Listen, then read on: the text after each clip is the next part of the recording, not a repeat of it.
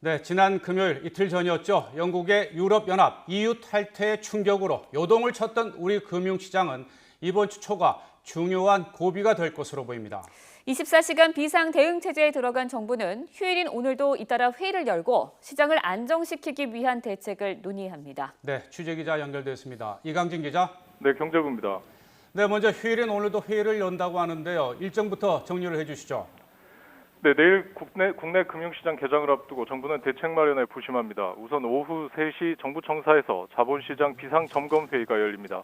임종용 금융위원장이 주재하는 회의에는 금융감독원과 한국거래소, 금융투자협회 관계자들이 참석합니다.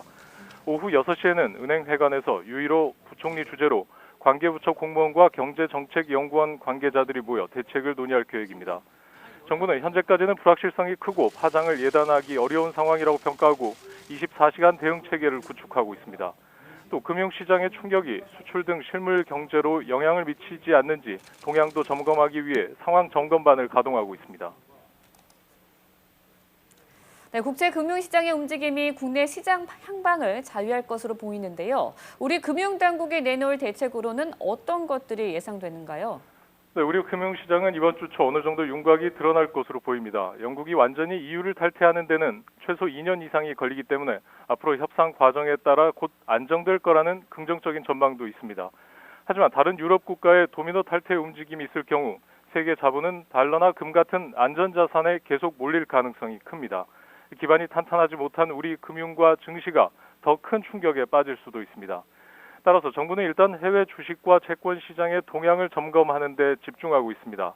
만약 외환 시장의 변동성이 지나치게 커지면 국내 달러를 푸는 방식 등으로 직접 개입하겠다고 밝혔습니다. 국내 증시가 계속 불안할 경우에도 공매도 금지와 기업의 자사주 매입 완화 등 단계별 조치로 적극 대처하기로 했습니다.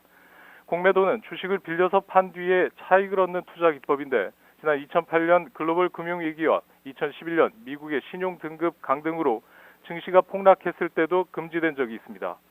공매도 금지를 통해 외국인과 기관이 주가 하락을 부추기지 못하도록 막겠다는 겁니다.